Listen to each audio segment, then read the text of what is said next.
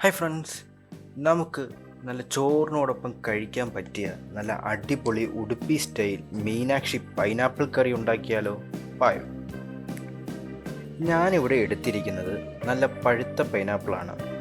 പഴുത്തത് തന്നെ എടുക്കാൻ പ്രത്യേകം ശ്രദ്ധിക്കുക. ആദ്യം നമുക്ക് പൈനാപ്പിളിൻ്റെ തൊലിയൊക്കെ കളഞ്ഞ് കുട്ടപ്പനായിട്ട് എടുക്കാം. ഇതിൻ്റെ പകുതി ഭാഗം മതി നമുക്ക്. അങ്ങനെ തൊലിയൊക്കെ കളഞ്ഞ ശേഷം ഇതുപോലെ നീളത്തിൽ കട്ട് ചെയ്യുക.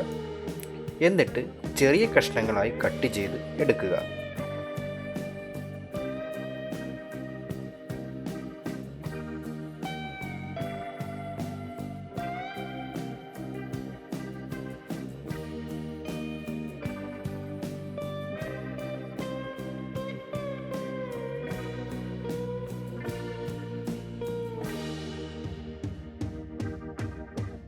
ഇനി അടുത്ത സ്റ്റെപ്പ് എന്നത് ഇതിൻ്റെ മെയിൻ ഘടകമായ മസാല തയ്യാറാക്കുക എന്നതാണ്. അതിനായി ചൂടായ പാനിലേക്ക് 2 ടീസ്പൂൺ ഓയിൽ ഒഴിക്കുക. അതിലേക്ക് 2 ടേബിൾ സ്പൂൺ വെള്ള എള്ള്, 1/2 ടീസ്പൂൺ ജീരകം, 1 ടീസ്പൂൺ മല്ലി, 1 ടീസ്പൂൺ ഉഴുന്നുപരിപ്പ്, 1/4 ടീസ്പൂൺ ഉലുവ, 6 വറ്റൽമുളക് ഇവയെല്ലാം ചേർത്ത് ചെറു തീയിലൊന്ന് റോസ്റ്റ് ചെയ്തെടുക്കുക.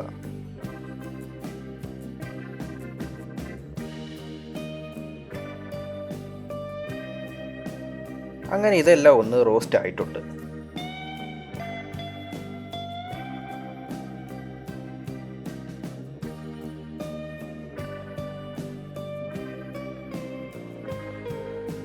ഇനി 1 കപ്പ് തേങ്ങ ചിരകിയതും കൂടെ ഇതിൽ ചേർത്ത് ജസ്റ്റ് ഒന്ന് ഇളക്കി കൊടുക്കുക. ശേഷം ഒന്ന് തണുക്കാനായി മാറ്റി വയ്ക്കുക. ഇപ്പോൾ ഇതെല്ലാം ഒന്ന് തണുത്തിട്ടുണ്ട്. നമുക്കിതെല്ലാം ജാറിലിട്ട ശേഷം ഒന്ന് അരച്ചെടുക്കാം. ഫൈനലി ഇതിൻ്റെ മസാല നമ്മൾ റെഡിയാക്കിയിട്ടുണ്ട്. അരഞ്ഞ് നല്ല സ്മൂത്ത് പരുവമായിരിക്കണം.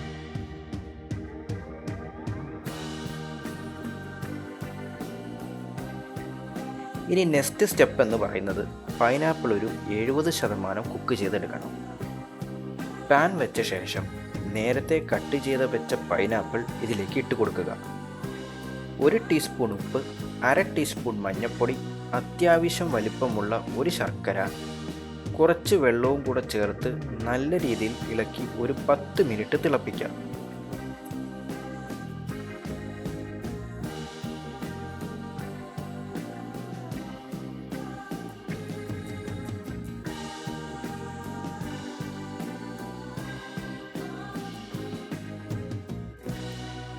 അങ്ങനെ നേരത്തെ പറഞ്ഞ പോലെ 70%-ഓളം ഓൾമോസ്റ്റ് കുക്കായിട്ടുണ്ട്.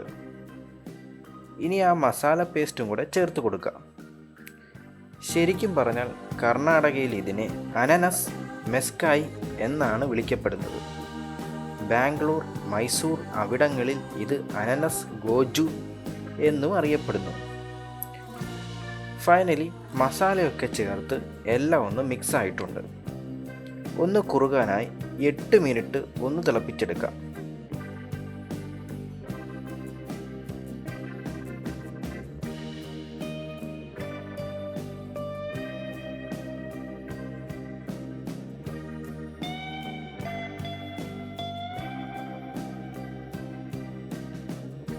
അങ്ങനെ എല്ലാം സെറ്റായിട്ടുണ്ട്. ഇനി കുറച്ച് മിനുക്ക് പണിയും കൂടെ ഉണ്ട്.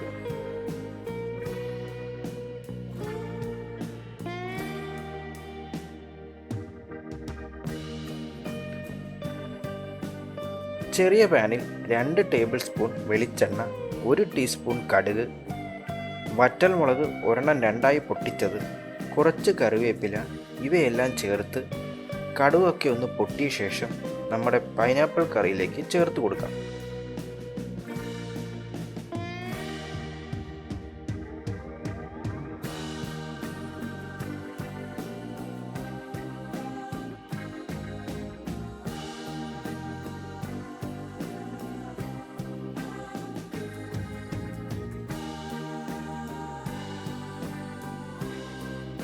ഈ റെസിപ്പി ഒന്ന് ട്രൈ ചെയ്ത് നോക്കുക. വീഡിയോ ഇഷ്ടപ്പെട്ട ചാനൽ ലൈക്ക് ചെയ്യുക, സബ്സ്ക്രൈബ് ചെയ്യുക, കമൻറ്റ് ചെയ്യുക. മറ്റൊരു വീഡിയോയുമായി വരുന്നവരെ നന്ദി, നമസ്കാരം.